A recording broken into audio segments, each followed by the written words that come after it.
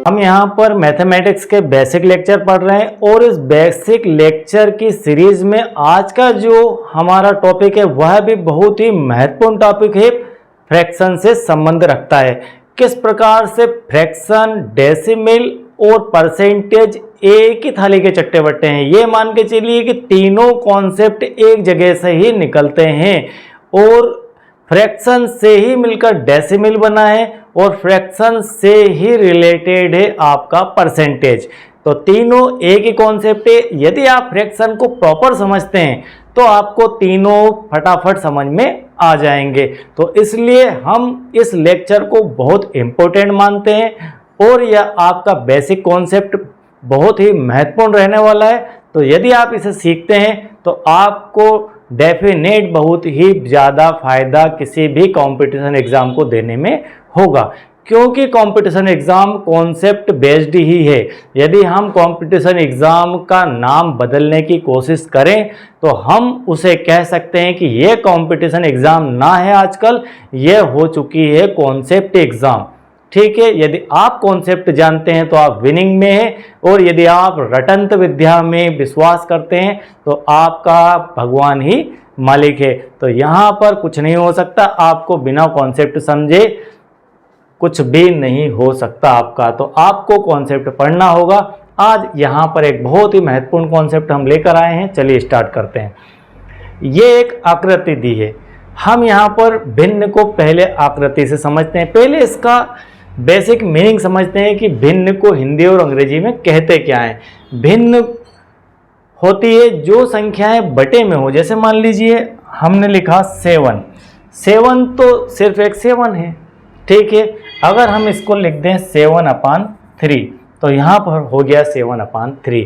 यह लिख दें 3/7 तो यह हो गया 3/7। एक संख्या ऊपर है और एक नीचे है, तो यह हो जाती है हमारी भिन्न।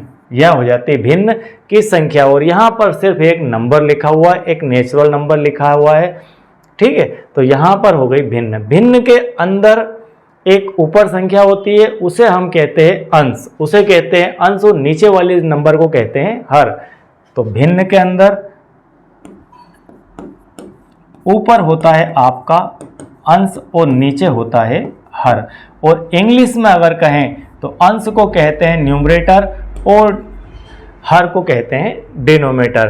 तो और इसे कहते हैं फ्रैक्शन।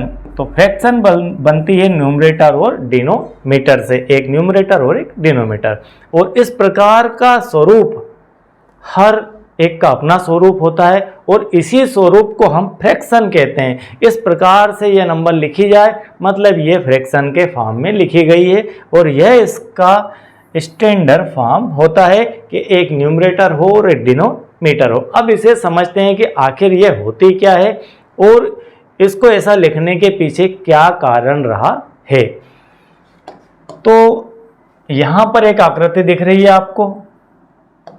इस आकृति को हम मान लेते हैं एक, किसी को भी एक मानेंगे। परसेंटेज में इस आकृति को हम 100 में मानेंगे, भिन्न में हम इसे 1 मानेंगे। बस यही परसेंटेज की स्टार्ट है और यही फ्रैक्शन की भी स्टार्टिंग है और यही डेसिमल की भी स्टार्टिंग है कि यह आकृति आपकी 1 है। आकृति चाहे कोई भी हो, मान लीजिए इस प्रकार की कोई आकृति है, यह कंप्लीट आकृति जो है यह 1 कहलाएगी, 100% कहलाएगी और 1 कहलाएगी। ठीक है, तो हम तीनों को साथ भी रख लेते हैं और तीनों को अलग अलग भी कर देंगे समय पर और फिर तीनों को एक साथ रख के समझा भी देंगे। तो अभी हम भिन्न को समझते हैं। तो यह आपकी आकृति हो गई 1। मान लीजिए यह एक चॉकलेट है।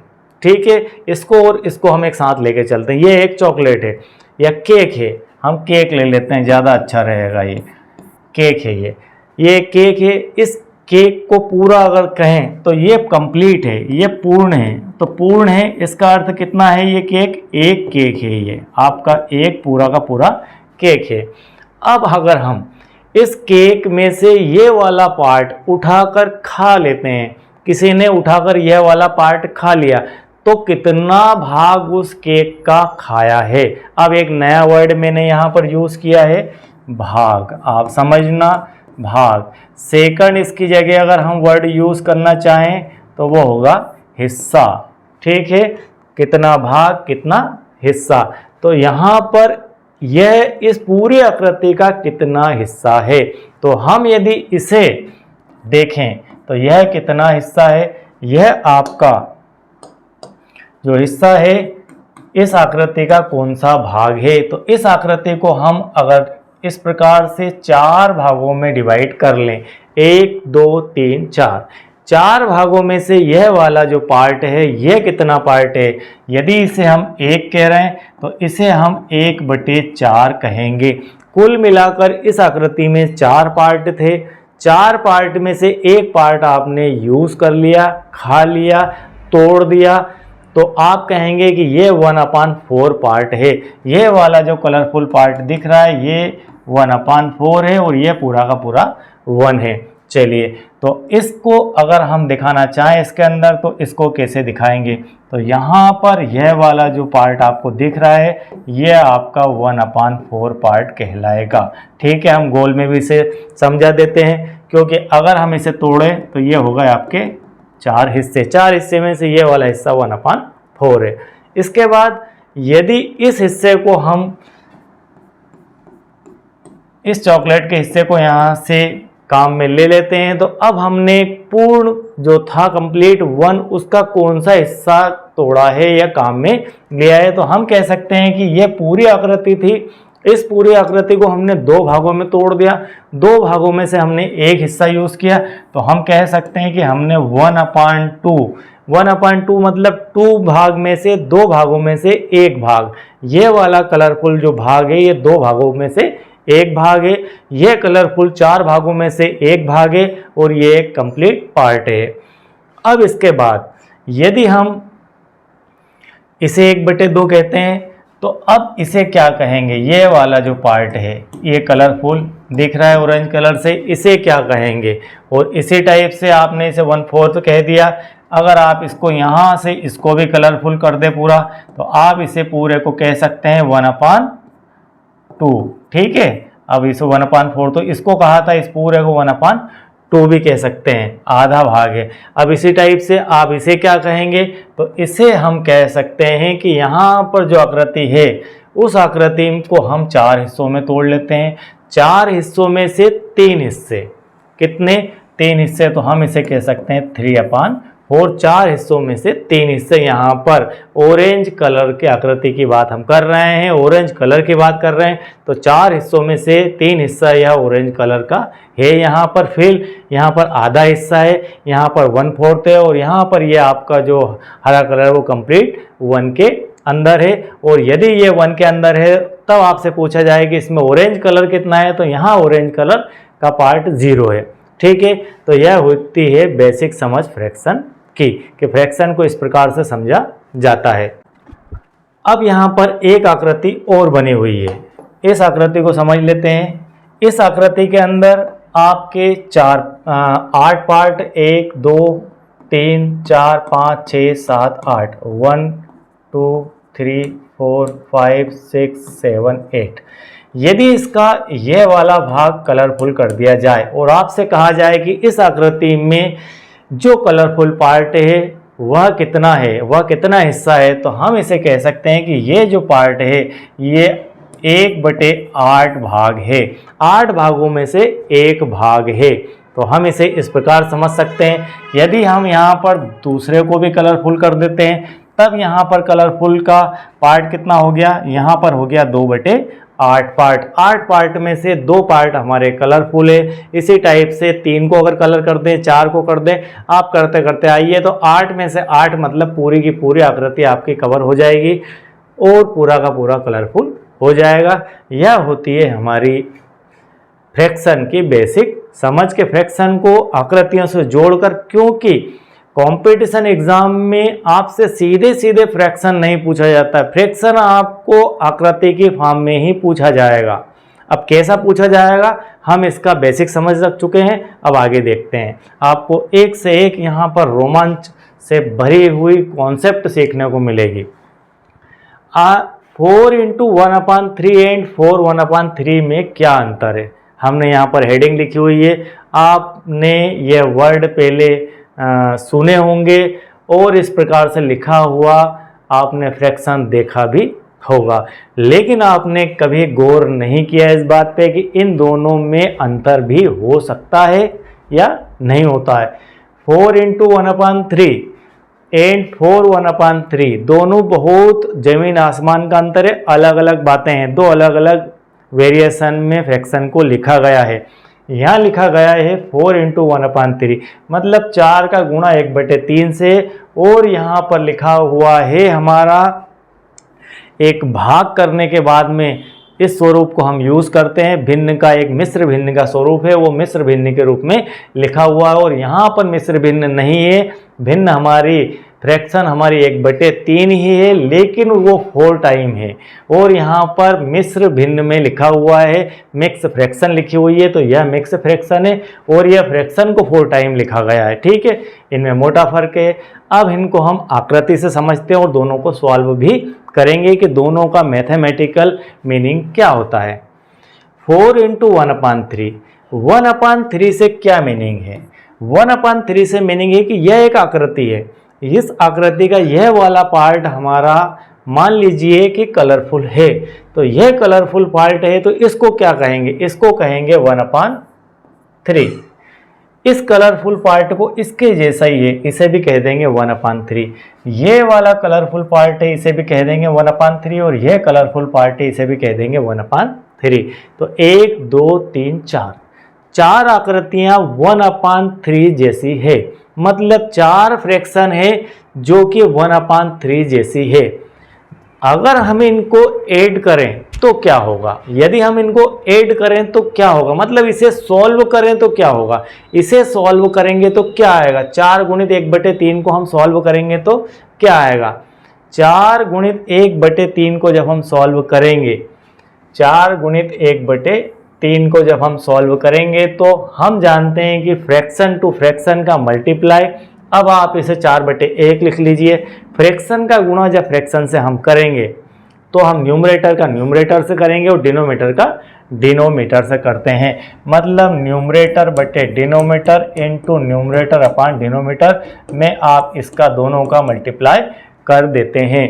तो आपका 4 एकम 4 होता है, 3 एकम 3 होता है। ठीक है, तो यह हो गया 4/3। 4/3 को सॉल्व करने का तरीका होता है कि 3 का भाग 4 में देना है। अब आपको हम 3 से डिवाइड करते हैं 4 को, 3 से डिवाइड किया 4 को, 1 टाइम -3 और यहाँ पर 1 बच गया। अब आप इसे कैसे लिख सकते हैं? इसे ऐसा लिख सकते हैं, ये आपका मिक्स फ्रैक्शन में लिखा जाएगा। कैसा? 1 साइडेड 1/3, 1 साइड 1/3, एक सही 1/3 के रूप में इसे लिखा जाता है। ठीक है, तो इसे सॉल्व करके क्या आया?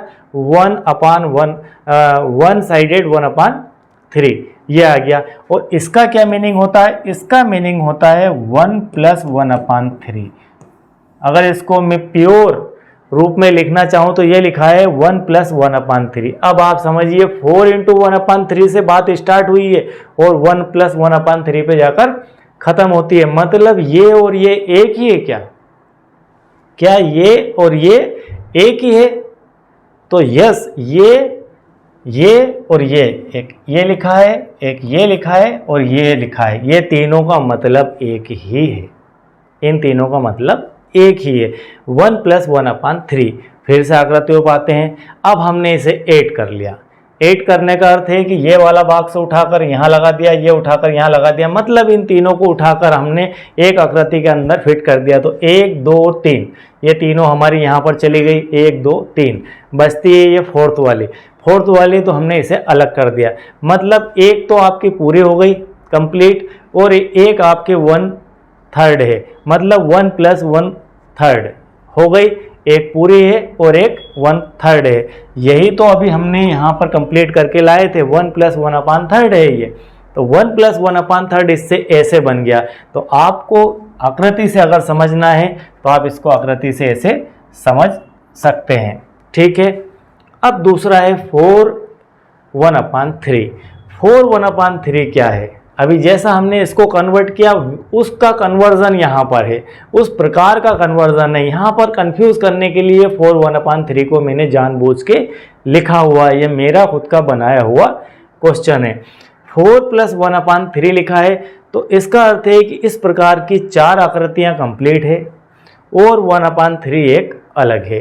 तो यहाँ पर 4 कंप्लीट है, इसके जैसी 4 कंप्लीट है, जिसमें 1/3 वाला पार्ट है, उस पार्ट की के जैसी पूरी कंप्लीट 4 है। तो 1 2 3 4 है और एक आपके पास 1/3 आधी है। तो हम इसे इस फॉर्म को ऐसा का ऐसा ही लिखेंगे और इसे हम 13/3 भी लिख सकते हैं। तो यहाँ आप देख लीजिए 3 6 9 12 और एक 13 हो चुकी है। तो 13/3 के फॉर्म में इसे लिखा जा सकता है। तो हमारा यहाँ पर यह था 4 1/3 और 4 साइड 1/3 में फ़र्क। अब 4 साइड 1/3 को जब हम सॉल्व करते हैं तो 13/3 लिख सकते हैं। 4 तिया 12 और एक 13, 13/3 लिखा जाता है और 3 का भाग यदि 13 में लगाएंगे तो हम वापस से इसे प्राप्त कर सकते हैं। तो इस प्रकार से इन दोनों के अंदर बहुत मोटा फ़र्क होता है। यह फ़र्क आपको समझना चाहिए और यह बहुत ही बेसिक फ़र्क है, बहुत ही अच्छा विषय है आज के टॉपिक का ये, जिसमें हम फ्रैक्शन को इतना गहराई से आपको बता पा रहे हैं। चलिए, आपको सीखने को मिला फ्रैक्शन यहाँ पर। अब बात आती है दूसरा सब्जेक्ट स्टार्ट हो जाएगा, दूसरा विषय यहाँ पर। तो यहाँ पर हमने फ्रैक्शन को पूरी तरह से आज हमने कंप्लीट कर लिया है। फ्रैक्शन के अंदर सबसे ज़्यादा गहरा जो सब्जेक्ट है, सीखने वाला विषय है, वह है फ्रैक्शन की समझ। यदि आपको फ्रैक्शन की समझ है तो आप बहुत कुछ कर पाएंगे, और यदि आप फ्रैक्शन को ऊपरी तौर पर जानते हैं तो आपको हमेशा फ्रैक्शन के अंदर परेशानी आएगी। और यदि आप फ्रैक्शन को मिस करते हैं तो आप परसेंटेज को भी मिस करेंगे, आप डेसिमल को मिस करेंगे, और कुल मिलाकर आपके 3 क्वेश्चन एक ही एग्ज़ाम में निपट जाएंगे। तो आपको फ्रैक्शन बहुत बढ़िया पढ़ना है, परसेंटेज पढ़ना है और डेसिमल पढ़ना है। इसके ऊपर बहुत कुछ डिपेंड होता है कंपटीशन एग्ज़ाम का result. Thank you very much. और यदि आपने चैनल को अब तक सब्सक्राइब नहीं किया है तो चैनल को सब्सक्राइब कीजिए, लाइक कीजिए और अपने दोस्तों को ये ऐसे अच्छे वीडियो तो कम से कम शेयर कीजिए। और यदि आप पहले से सब्सक्राइबर हैं तो बहुत बहुत धन्यवाद। दोबारा आपको सब्सक्राइब नहीं करना है। Thank you very much. मिलते हैं नेक्स्ट एपिसोड में।